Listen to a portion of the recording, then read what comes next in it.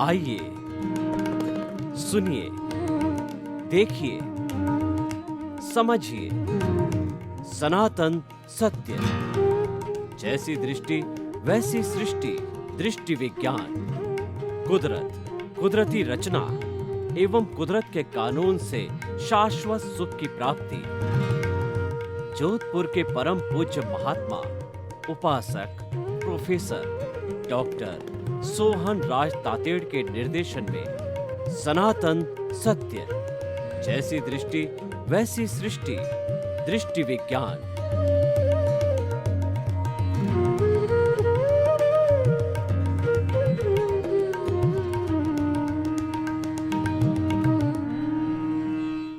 भाइयों और बहनों, मातृशक्ति को नमन। आज का विषय है घाती कर्म।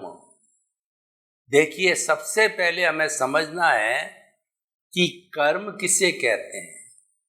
बोलचाल की भाषा में कर्म का अर्थ होता है कार्य करना, मन से कार्य करना, वचन से कार्य करना, काया से कार्य करना। मन से कार्य होता है चिंतन करने का, वर्तमान का चिंतन और भूतकाल की स्मृति, भविष्य काल की कल्पना। ये मन का कार्य हो गया। वचन का कार्य होता है बोलना। मनुष्य एक सामाजिक प्राणी है, समाज में रहता है, तो समाज में आपस में इंटरेक्शन किए बिना, वार्तालाप किए बिना हम कोई तरह का काम नहीं कर सकते हैं। न तो हम वस्तुओं का आदान प्रदान का कर सकते हैं और न हमारा जीविकोपार्जन का कर सकते हैं, न कोई भी अन्य कार्य हम जो है भाषा के बिना नहीं कर सकते हैं। तीसरा है हमारा जो मुख्य कार्य करने का घटक है, वो है शरीर, काया। शरीर के माध्यम से हम सब काम करते हैं, सर्वविदित है। खाना पीना, उठना बैठना, सोना, बातचीत करना और जो है वॉकिंग करना और कहीं यात्रा करना, ऑफिस जाना, कमाना, प्लानिंग करना, ये सब काम शरीर से किया, ये सारा कर्म है।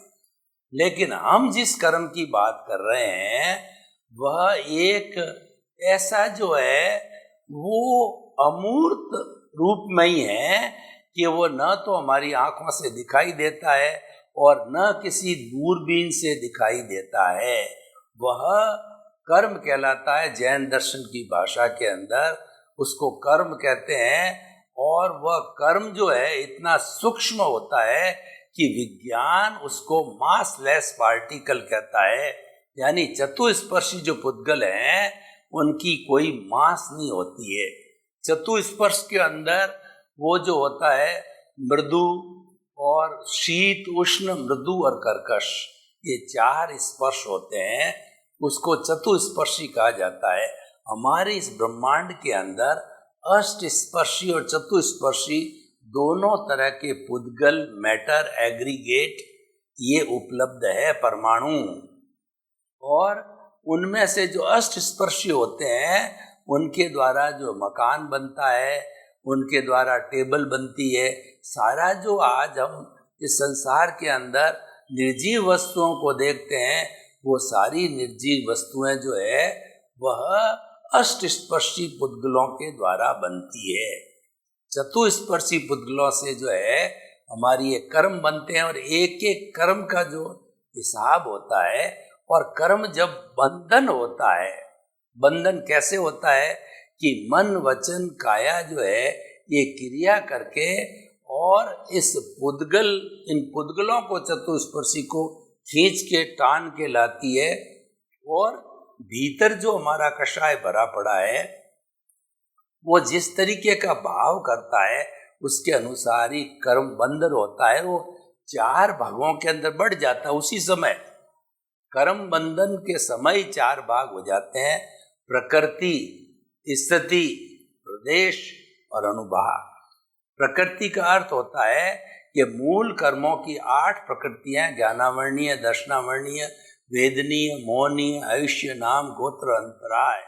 इन 8 प्रकृतियों में से कौन सी प्रकृति का कर्म बंद हुआ है। और स्थिति का अर्थ ये है कि ये कर्म जो है वो कितने वर्ष तक कार्बन शरीर में रहेगा, आत्मा के साथ जुड़ा रहेगा। अधिकतम मोहनीय कर्म में 70 सागरोपम जो है अवस्था का होता है, लंबे समय तक रहता है। तो ये जो है हमारा वो हो गया, जो है वो प्रकृति, स्थिति और प्रदेश। इसका मतलब उसके कितने कितने प्रदेश है। हमारे एक आत्म प्रदेश के ऊपर असंख्य जो है ये पुद्गलों के कर्म जमा होते हैं जब हम मन वचन काया की कोई भी प्रवृत्ति करते हैं। तो ये तो हो गया प्रकृति, स्थिति, प्रदेश और अनुभाग। अनुभाग का अर्थ होता है जब ये कर्म वापस उदय में आकर के और फल देने लगेगा, तो फल देने की स्थिति के अंदर जो है वह किस रस से, कैसा अनुभाग, कैसी इंटेंसिटी से वह जो है फल देगा, तो वह इसके अनुभाग के अनुसार मालूम पड़ता है। जिस अनुभाग से हमने बंद किया है उसी अनुभाग से जो है वापस जो है ये कर्म फल देगा। तो इस तरीके से ये कर्म का बंद होता है और कर्मों की 4 भागों के अंदर उसी समय बढ़ जाते हैं जबकि कर्म बंद किया जाता है। तो अब हम जो है घाती कर्मों की बात करते हैं। घाती का अर्थ होता है घात करने वाले। उसके जो मूल गुण है हमारी आत्मा के, उन गुणों के ऊपर पर्दा डाल देता है, रुकावट डाल देता है, आवरण डाल देता है, कवरिंग आकर के डाल देता है। कैसा कवरिंग होता है कि सूर्य का प्रकाश तो तेज चमक रहा है, लेकिन बरसात का समय है और वो बादल है, उस सूर्य के प्रकाश के सामने आगे सूर्य दिखाई नहीं देता, अंधेरा हो जाता है और हम सोचते हैं कि रात हो गई है। वास्तव में सूर्य उस वक्त के अंदर जो है वो चमक रहा है, लेकिन बादलों ने उसको ढक लिया है। तो उसी तरीके से हमारे जो है ये कर्म है जो आत्मा के जो है वो घात करते हैं। आत्मा के जो मुख्य गुण हैं उनको प्रकट नहीं होने देते हैं। जैसे ज्ञानावरणीय है, वो हमारा जो ज्ञान है, जो सबसे बड़ा से बड़ा ज्ञान केवल ज्ञान है, उसके ऊपर पर्दा डाल देते हैं और पर्दा डाल करके और वह उसको प्रकट नहीं होने देते हैं। जो हमारे कर्म ज्ञानावरणीय कर्म है वो मुख्य रूप से जो है वो 5 तरह का आवरण डालते हैं। पहला होता है मति ज्ञान, शुद्ध ज्ञान, अवधि ज्ञान, मन प्रयोग ज्ञान और केवल ज्ञान। ये 5 तरह के ज्ञान हैं। तो ज्ञानावरणीय कर्म जो है आँख में बंधी हुई पट्टी की तरह होती है, पर्दे की तरह होती है। जब ये आँख पे बन जाती है तो कोई चीज़ का हमको भान नहीं होता है, ज्ञान नहीं बढ़ता है, याददाश्त नहीं बढ़ती है, हम भूलते ज़्यादा है और व्यक्ति खूब प्रयास करता है लेकिन वो ज्ञान है वो समझ में ही नहीं आता है। तो जो ये 5 तरह के ज्ञान है, मति ज्ञान, मति बुद्धि से होने वाला ज्ञान मति ज्ञान है, और शुद्ध ज्ञान जो शास्त्रों से पढ़ के दिया जाता है ज्ञान, या जो है वो शिष्यों को पढ़ा के जो ज्ञान दिया जाता है वो शुद्ध ज्ञान होता है। और अवधि ज्ञान, ये दोनों ज्ञान जो है वो ज्ञान प्रत्यक्ष ज्ञान, परोक्ष ज्ञान कहलाते हैं, क्योंकि इसके अंदर ये इंद्रियों के द्वारा और बुद्धि के द्वारा होते हैं। और अब अवधि ज्ञान होता है वो प्रत्यक्ष ज्ञान होता है। अवधि ज्ञान जो है वह एक जगह बैठा बैठा उतने क्षेत्र के सब पुद्गलों को जो है वो बकायदा देखता है। ये अवधि सहित होता है, यानी डिस्टेंस वाइज होता है। तो जितनी दूरी का अवधि ज्ञान हुआ है उतने दूरी के पुद्गलों को वो देखता है। वो अपने जड़ के और चेतन के पुद्गलों को खुद है वो देखता है, अवधि ज्ञानी। और चौथा होता है मन प्रयोग ज्ञान। तो मन प्रयोग ज्ञान जो है वो ज्ञानी होता है, किसी के भीतर क्या चिंतन चल रहा है उन चिंतन के पुद्गलों को वो देख जाता है, समझ जाता है और बता देता है। और केवल ज्ञान तो एक भुवन भास्कर है, ये सारा जो है संपूर्ण जो है आकाश जो है उससे प्रकाशमय हो जाता है। यानी कि जो है केवल ज्ञान एक एब्सोल्यूट नॉलेज है, पूर्ण ज्ञान है। और ये ज्ञान इस पूरे विश्व के जो है वो कहना चाहिए चेतन और अवचेतन जो है दोनों तरह के, चेतन और अचेतन दोनों तरह के जो है वो हमारे तत्वों का जो है इसकी हर दशाओं की उनको जानकारी होती है। तो इस तरीके से जो है ये 5 तरह के ज्ञान पे पर्दा पड़ता है और ये ज्ञानावरणीय कर्म कहलाता है। अब देखिए ज्ञानावरणीय कर्म के बंधने का कारण क्या है कि जो ज्ञानी पुरुष है उनकी हम अवहेलना करते हैं, उनका हम तिरस्कार करते हैं। ज्ञानी पुरुष कौन से होते हैं? अर्यंत है, सिद्ध है, आचार्य है, उपाध्याय है और साधु साध्वियाँ हैं। इन सब पंच परमेष्टि की हम कोई भी निंदा करते हैं तो और कोई भी तिरस्कार करते हैं तो हमारे ज्ञानावरणीय कर्म का बंधन होता है। और ज्ञान के जो साधन है, कोई बच्चा पढ़ रहा है और हमने उसकी पुस्तकों को छीन लिया है, उसको अवरोध डाल दिया है, तो उससे भी ज्ञानावरणीय कर्म का बंद होता है। स्कूलें चल रही है, हमने जबरदस्ती जो है उसको बंद करवा दिया तो वो ज्ञानावरणीय कर्म का बंद हो जाता है। यानी ज्ञान की कोई भी प्रवृत्ति जो चल रही है उस प्रवृत्ति के अंदर हम बाधा डालते हैं तो ये ज्ञानावरणीय कर्म कहलाता है। और ज्ञानावरणीय कर्म मैंने बताया आँख पे पट्टी के समान होती है और ये जो हमारी आत्मा की अनंत शक्ति और अनंत ज्ञान है ना, अनंत ज्ञान की जो शक्ति है उसका नाश करता है। वो अनंत ज्ञान यानी वो केवल ज्ञान जो है होने नहीं देता, उसमें अवरोध डालता है। तो ये तो हमारा पहले ज्ञानावरणीय कर्म का हुआ। और ज्ञानावरणीय कर्म बंधने का कारण हमने बताया कि ज्ञानियों की जो है तिरस्कार करना, अवमानना करना। और उसी तरीके से छूटने का कारण क्या है कि जो ज्ञानी पुरुष होता है, अर्यंत, सिद्ध, आचार्य, उपाध्याय और साधु और साधक लोग, जितने भी लोग हैं, ये धर्म ध्यान करने वाले चिंतक लोग होते हैं, उनकी जो हम सेवा करें और उनके आदेशों का पालन करें, उनको चित्त समाधि पहुँचावें, उनको सम्मान दें, उनका तिरस्कार न करें, तो हमारे ज्ञानावरणीय कर्म का नाश होने लग जाए। तो कर्म देखिए, ये जो हमारे चारों कर्म घाती कर्म हैं, इनका क्षय, उपशम और क्षोभशम होता है। क्षय का मतलब होता है कि पूर्ण रूप से कर्म जो है आत्मा से अलग हो जाना, वो क्षय कहलाता है। और उपशम का मतलब है कि कर्म आत्मा के ऊपर दबा हुआ है, कोई प्रभाव नहीं डालना, परंतु जब जैसे चिंगारी के ऊपर राख जो है हवा के चलने से उड़ जाती है, तो जब इसको कर्म को कोई प्रसंग मिल जाता है अपना उदय होने का, तो प्रसंग मिलने पर वो तुरंत जो है वो भाप जाता, वो जो है तुरंत जो है वह बढ़ जाता है। तो ये जो उपशमन की जो क्रिया है, ये दबाने की क्रिया है। और इस कारण से जो है वो 11वें गुण स्थान से गिर करके और सांप चिड़ी की तरह जो है वो जीव नीचे, अपनी पूंछ उसकी नीचे होती है, तो ये पहले गुण स्थान में आकर के गिर जाता है। ये बहुत खतरनाक होता है। और एक ही ऐसा कर्म है उपशमन श्रेणी का जो जाकर के और 11वें गुण स्थान से नीचे गिरता है, उपशम क्षोभशम। उपशम का मतलब क्या? दबे रहना। और क्षोभ का मतलब कभी क्षय होता है और कभी उपशम होता है। तो इस तरीके से क्षय, उपशम और क्षोभशम, ये 3 शब्दों के द्वारा जो है ये सारा ज्ञान का प्रतिपादन किया जा सकता है। तो हमने ज्ञानावरणीय कर्म की सारी बात की। अब दूसरा जो कर्म है, जो घाती कर्म है, वो दर्शनावरणीय कर्म है। दर्शन का प्रथम जो है वो पाठ ये है अवबोध होना। जैसे कि मैं आपको देख रहा हूँ तो ये मैं आपके दर्शन कर रहा हूँ। ये इसका सबसे फंडामेंटल बात ये है कि ससरी तौर पे उसको देखना, और ये सारा जो कहलाता है वो सम्यक दर्शन कहलाता है। तो इसीलिए जो हम इसकी जो घाती कर्मों की बात कर रहे थे, दर्शनावरणीय कर्म जो है कुल 9 तरह का होता है। उसके अंदर जो है 4 तरह का चक्षु दर्शन, अचक्षु दर्शन, अवधि दर्शन और केवल दर्शन, और 5 तरह की निद्रा होती है, चपला चपला और स्तिंद्रिय, और इस तरीके से 5 तरह की नींद होती है। खड़े खड़े नींद आना, बैठे बैठे नींद आना, सोते सोते नींद आना, ये सारा चपला चपला आदि जो ये 5 तरह की नींद होती है।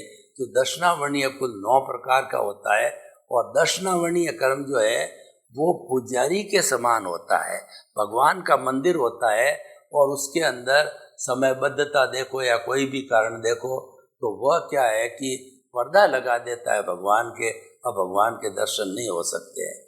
इसके बारे के अंदर एक जोक भी आ जाता, बहुत प्रचलित है, कि जो है एक व्यक्ति आया भगवान के दर्शन करने के लिए।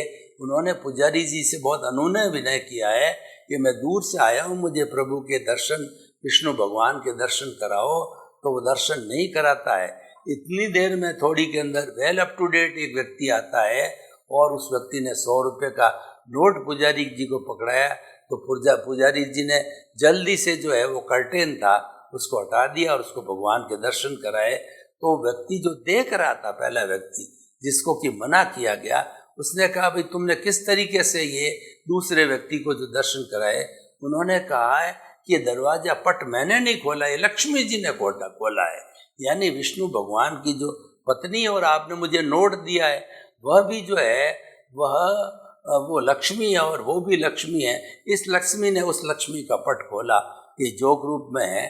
तो हम ये कहते हैं दर्शनावरणीय कर्म 9 तरह का है और दर्शनावरणीय कर्म बंधता भी उसी तरीके से है जिस तरीके से ज्ञानावरणीय कर्म बनता है कि हम ज्ञानी पुरुषों के जो है दर्शन को, ज्ञानी पुरुषों के जो है वो उनको हम कोई भी अवरोध पैदा करते हैं दर्शन का, तो दर्शनावरणीय कर्म बनता है। और तीसरा जो कर्म है और इसके बंधन के साथ दर्शनावरणीय कर्म के छूटने का जो है वही सिद्धांत है कि जो दर्शनीय लोग है, अरियंत है, सिद्ध है, आचार्य है और जो उपाध्याय है और साधु है, इनके प्रति कोई अविश्वास नहीं करें।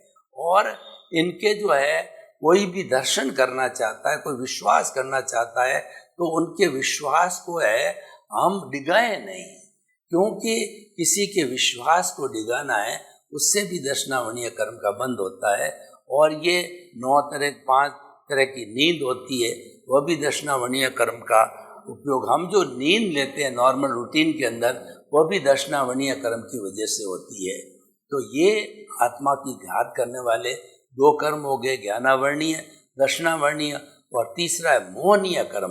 मोहनीय कर्म जो होता है वो एक जो है जो कहना चाहिए जो शराब पीने वाला ड्रिंकर है, शराबी की तरह होता है। एक शराबी जो है वो शराब पी करके वो सड़क के ऊपर सो जाता है, नाली के ऊपर सो जाता है, तो उसकी कोई बहुमूल्य वस्तु भी निकाल देता है या पर्स में से पैसे भी निकाल देता है और वह सड़क के बीचों बीच आकर के सो गया है तो कोई वाहन भी उसके ऊपर चल सकता है, इतनी बड़ी रिस्क लेता है। और जो शराबी होता है वो जब घर पे आ जाता है तो उसको जानकारी नहीं है कि मैं किससे बात करूं, मेरी बहन है या बेटी है या मेरी पत्नी है, माँ है, दादी है, कौन है, ये उसको बेभान हो जाता है।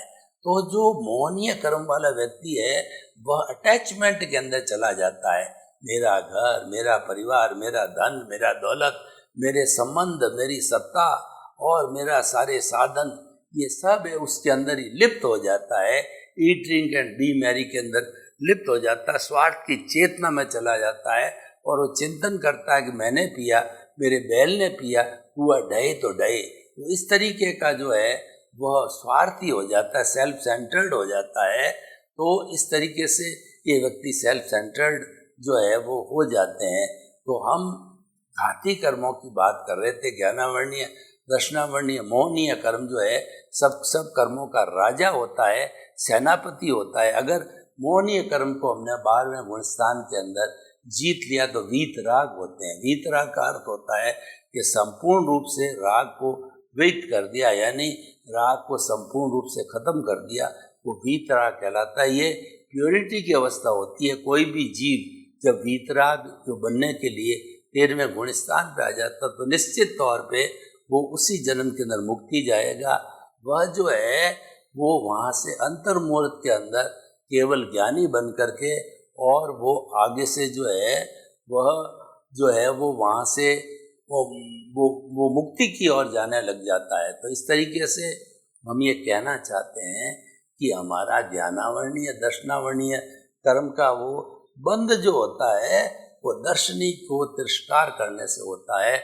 और ये छूटता ही है कि जितने भी दर्शनी साधु है, सन्यासी है, साधक लोग हैं, उन लोगों की हम सेवा करें, उनको 9 तरह के पुण्य होते हैं, अन्न पुण्य, पान पुण्य, लयन पुण्य, शयन पुण्य, मन पुण्य, वचन पुण्य, काया पुण्य और नमस्कार पुण्य। जब ये हम उनको ऑफर करते हैं या देते हैं तो उससे भी हमारे पुण्य का बंध होता है, और साथ साथ में जो है हमारा ज्ञानावर्णीय दर्शनावर्णीय है वह भी धीमा होता है, वो भी छूटता है, वो क्षय होता है, क्षोभसम होता है, और उसके साथ साथ में वह ढीला पड़ने लग जाता है।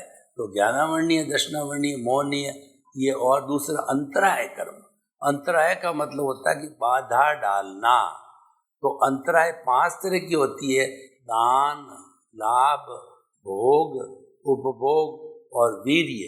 दानांतराय कैसे लगती है कि 2 व्यक्ति आपस में कोई एमओयू कर रहे हैं, एग्रीमेंट कर रहे हैं, इसमें उन दोनों को फायदा होगा या जो कुछ भी है, तो हमने किसी भी तरीके से जो है बर्ताव करके उनके बीच के एमओयू को जो है होने नहीं दिया, हमने अड़चन डाली, और बिना मतलब, जबकि हमारा कोई परिचय नहीं, कोई बात नहीं, फिर भी कौतूहलवश जो है हमने उस एग्रीमेंट को रुकवा दिया, खारिज करा दिया। तो उससे जो है वो आपस के अंदर जो लेन देन का लाभ होने वाला था वो नहीं हो पाया, तो ये अंतराय लग गई।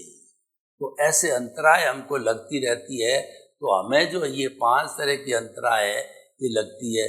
दान की बात करें तो कोई व्यक्ति अपने पास से जो दान दे रहा है, तो हमने जो है उसके साथ गलत जो इमेज बनवा दी कि तुम किसको दान दे रहे हो, ये तो जुआरी है, ये तो पियक्कड़ है, ये पैसे का दुरुपयोग करेगा। तो उसकी बात से डर करके और हमने दान देना मना कर दिया। तो वास्तव के अंदर ऐसी स्थिति नहीं थी, क्योंकि हमने स्वयं ने जानकारी नहीं की।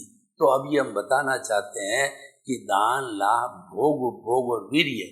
भोग जो है वो प्रतिदिन जो है भोजन इत्यादि, पानी इत्यादि लेने की अवस्था होती है, वो हम लेते रहते हैं, और ये जो होता है हमारे सारा कर्मों के अधीन होता है। तो अब जो है दान, लाभ, भोग, जो अंतराय का जो बनता है, जो कि 5 तरह की अंतराय होती है, दान, लाभ, भोग, उपभोग और वीर्य। उपभोग का अर्थ होता है कोई वस्तु बार बार हमारे काम आती है, जैसे कपड़ा है हम 6 महीने तक पहनते हैं, घर है जो कई सालों तक उस घर में रहते हैं, तो वो हमारे उपयोग के अंदर आने वाली होती है। तो इस तरीके से जो है हम ये सारा अंतराय को भोगते हैं।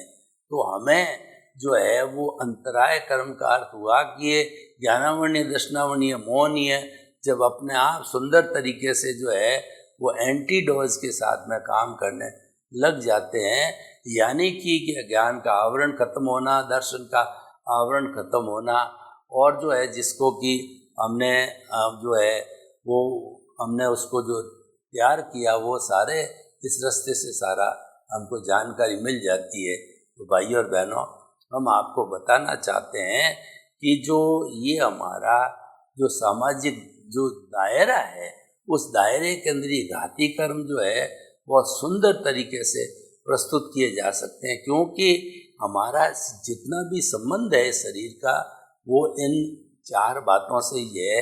यानी कि ये जो हमारे कर्म है वो जो है चतुष्पर्शी होने के कारण जो है हमारी ये बंधन होता रहता है। और सवाल ये है कि इनसे हमें जो छुटकारा पाने के हमने कारण बताए, वो कारण हमें रेगुलर करते रहना चाहिए, उससे जो है हमें छुटकारा मिले। और ये जो घाती कर्म होते हैं ये कैरी फॉरवर्ड होते हैं, यानी एक जन्म के अंदर घाती जो हमने ये कर्मों का संचय किया और उसके बाद में उस जन्म के अंदर इस कर्मों को और जोड़ा, तो अगले जन्म में वो दोनों साथ मिलकर के आएंगे। और क्योंकि जो करने वाला था वो तो चला गया, अब तो भुगतने वाला शेष है। तो भुगतने वाले को तो पता नहीं क्योंकि उसने किया नहीं है, लेकिन साक्षी आत्मा की होती है। आत्मा की साक्षी बिना, आत्मा की हाजिरी के बिना कोई भी कर्म जो है वो कलेक्ट नहीं किया जा सकता है। तो इस तरीके से जो है हमें घाती कर्म को बहुत अच्छी तरह से समझना, और घाती कर्म जैसा मैंने बताया कि ये ब्रॉड फॉरवर्ड होता है। तो और दूसरा ब्रॉड फॉरवर्ड रोक तो लंबे समय तक हमको जो है मुक्ति में जाने से रोक सकता है। तो हम जो है जो कि प्रवचन सुन रहे हैं या प्रवचन दे रहे हैं, तो हमें उन नुस्खों को, उन टिप्स को, उन प्रशिक्षण को हमें लेना चाहिए, ताकि कि उस प्रशिक्षण के कारण जो हमारे घाती कर्म जो है, जो उदय और प्रारब्ध के अधीन में आते हैं, हम उसको समझ सकते हैं। क्योंकि जब तक हमारा प्रशिक्षण नहीं होगा कि ये कौन सा कर्म क्या कार्य करता है और कैसे किया जाता है, तब हम जो उस कर्म को नहीं कर सकते। अब हम थोड़ा इन कर्मों के बारे के अंदर एक थोड़ा प्रयोग करके आपको बताते हैं, क्योंकि प्रयोग करने से जो है कोई चीज़ बहुत अच्छी तरह से हल हो जाती है। तो आज हम ये प्रयोग करें कि हमारे घाती कर्म हैं, उनका हम किस तरीके से खात्मा करें, उन घाती कर्मों को जो कि ब्रॉड फॉरवर्ड होते जा रहे हैं, उनको किस तरीके से हम रोक सकें। तो मैं आपको एक जो है करके डेमोन्स्ट्रेशन बताता हूँ घाती कर्मों के बारे में। आप जो है दोनों आंखें कोमलता से बंद कर दीजिए और रीढ़ की हड्डी है एकदम एंटीना टाइप सीधी रहना चाहिए, और दोनों हाथों की मुद्राएं ध्यान मुद्रा के अंदर कर लीजिए। और हम जो है उसके साथ साथ के अंदर हमारा ये जो शरीर है बिल्कुल शिथिल हो जाना चाहिए, यानी शरीर के अंदर चित्त को है पूरे शरीर के अंदर घुमाइए। जो निचला भाग है हमारा शरीर का, उसके भाग के अंदर कर्म को जो है दोनों अंगूठों से, पंजों से, और उसके बाद एड़ी से, और फिर उसके साथ पाँव आ गया, घुटने आ गए, और उसके साथ के अंदर हमारा शरीर का मध्य भाग और शरीर का जो है जो निचला भाग और अगला मध्य भाग, दोनों हाथ, छाती और कमर, और इन सब के अंदर हमने जो चित्त को घुमाया। और तीसरा जो हमारा ऊपर का भाग है, ऊपर भाग को हम देखें, सिर है, नाक है, कान है, ये सब हमारे शिथिल हो रहे हैं। सजेशन दीजिए कि पूरा शरीर रुई की भांति शिथिल हो जाए, शिथिल हो जाए। सुझाव दीजिए, पूरा शरीर रुई की भांति शिथिल हो, कहीं अकड़न नहीं, कहीं जकड़न नहीं, कहीं तनाव नहीं, और कहीं दुख नहीं, कहीं दर्द नहीं। मैं संपूर्ण रूप से जो है हल्का हो रहा हूँ। दोनों जो नाक के नथुनों के बीच में उसी चित्त को केंद्रित कीजिए, और श्वास को थोड़ा लंबा लंबा सांस, शिथिल सांस, लंबा सांस, आते जाते श्वास को देखिए, लंबा हो रहा है, लंबा हो रहा है, और धीरे धीरे इस लंबे सांस को भर करके, और आप जो है अपना अनुभव कीजिए कि पूरा शरीर शिथिल हो गया है। अनुभव कीजिए शरीर इतना शिथिल हो गया है कि मेरे स्थान से 2 फुट ऊपर उठ रहा है। तो इस तरीके से हमने जो है कायोत्सर्ग किया, और हमने जो है श्वास प्रक्षा की है। अब हम घाती कर्मों के ऊपर जो है वो करेंगे। तो सबसे पहले ज्ञानावर्णीय कर्म को लेते हैं। तो आप देखिए, ज्ञानावर्णीय कर्म के जो हमारे घटक है, वो जो हमें ज्ञान दिलाने वाले होते हैं, वो मन है, बुद्धि है, चित्त है, और जो परमात्मा है, प्रभु है। इन सब के द्वारा ये कर्म जो इकट्ठे होते हैं, उन कर्मों को जो है हमने ऑथोरिटी ले ली कि इन कर्मों का जो है जितना भी भोग उपयोग होगा वो हमारी ध्यान में रहेगा। तो हम ये अनुभव करें कि ये सारे कर्म जो है हमारे अकेले के उसके अंदर जमा हो रहे हैं, जमा हो रहे हैं और जमा हो गए हैं। तो हम धीरे धीरे देखेंगे कि ये जो हमारे कर्म जो है ज्ञानावर्णीय कर्म में ऑटोमाइजेशन दीजिए, ज्ञानावर्णीय कर्मों का ढेर लगा हुआ है, ये जो है धीरे धीरे पिघल रहे हैं, ज्ञानावर्णीय कर्म इकट्ठे हो गए हैं। तो धीरे धीरे आप जो है 8 ही कर्म है ज्ञानावर्णीय, दर्शनावर्णीय, वेदनीय, मोहनीय, आयुष्य, नाम, गोत्र, अंतराय, उन सब की छोटी छोटी ईंटों को दीजिए। और जो है आप देखिए कि मेरे जो है ये कर्म जड़ रहे हैं, जड़ रहे हैं और जड़ रहे हैं।